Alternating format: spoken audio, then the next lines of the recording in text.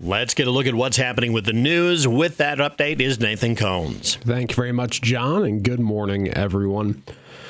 Authorities have released additional information from a single vehicle accident Monday morning that killed 2 people in Carroll County. According to the Iowa State Patrol, that crash occurred at approximately 7:57 a.m. several miles north of Carroll on U.S. Highway 71 near the intersection with 150th Street.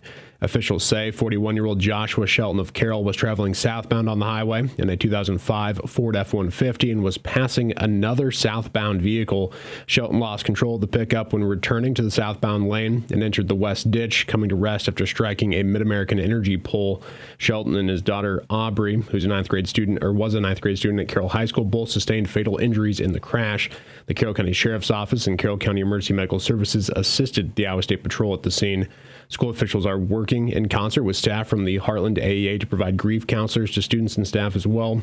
A GoFundMe account has been established to assist the Shelton family, and a link to that donation page is included with this story on our website.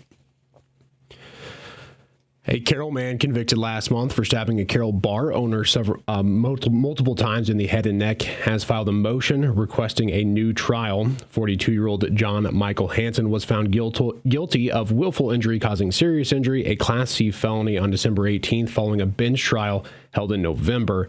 The judge found Hansen guilty of stabbing Ben Bating 4 times during the early morning hours of August 27th outside Kirp's Tavern in the 200 block of East 5th Street.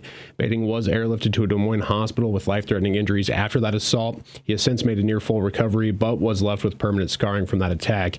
According to Hansen's motion, he's seeking a new trial on the grounds the court did not adequately consider his testimony due to its apparent self-serving nature, alleged inconsistencies in witness testimony, and a failure by the court to satisfy elements of specific intent due to his intoxication as required by law. The motion was filed Monday, and the court has yet to rule on it. Hansen's sentencing hearing is scheduled for January 29th. He faces up to 10 years in prison and $10,000 in fines. And yesterday, Attorney General Brenna Bird testified in a subcommittee for the Iowa House of Representatives, urging the legislators to raise penalties for assaults against law enforcement and first responders. The Iowa Attorney General's Office bill, which is HSB 523, was passed out of subcommittee. It will now be submitted to the calendar to be debated on the chamber floor. The bill will raise the current charge from a Class C felony, from a Class D to a Class C, when the assault involves a dangerous weapon or if intended to inflict serious injury. It would also raise penalties for other assaults on law enforcement and first responders from a serious misdemeanor to an aggravated misdemeanor, as well as set a minimum sentence of 7 days in jail.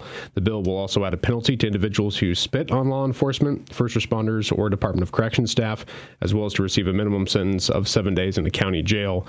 Bird says, "Our law enforcement and public safety heroes work a tough job to keep us safe. As a prosecutor, I back the Blue 100% and have made it a top priority to protect our law enforcement officers like they protect us.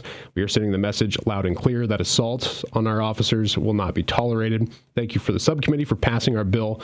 With this law, we will ensure our heroes get the respect they so greatly deserve." And 14 Carroll and Kemper Catholic large group speech teams have advanced to state after receiving top scores on their performances over the weekend. CHS sent 11 teams and Kemper Catholic sent 9 teams to the Denison-Schleswig High School on Saturday to compete in that district contest.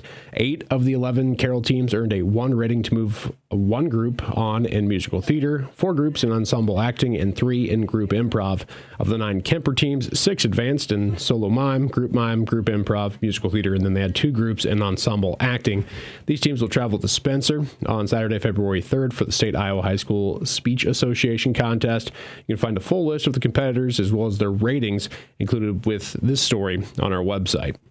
That is going to be wrapping up your KCIM 6 o'clock news. I'm Nathan Cones reporting. All right. Thanks, Nathan, for that news update. Once again, we continue to have some school announcements in, some late starts out there this morning. We'll update that and the weather forecast, all that coming up here in moments on KCIM Carroll.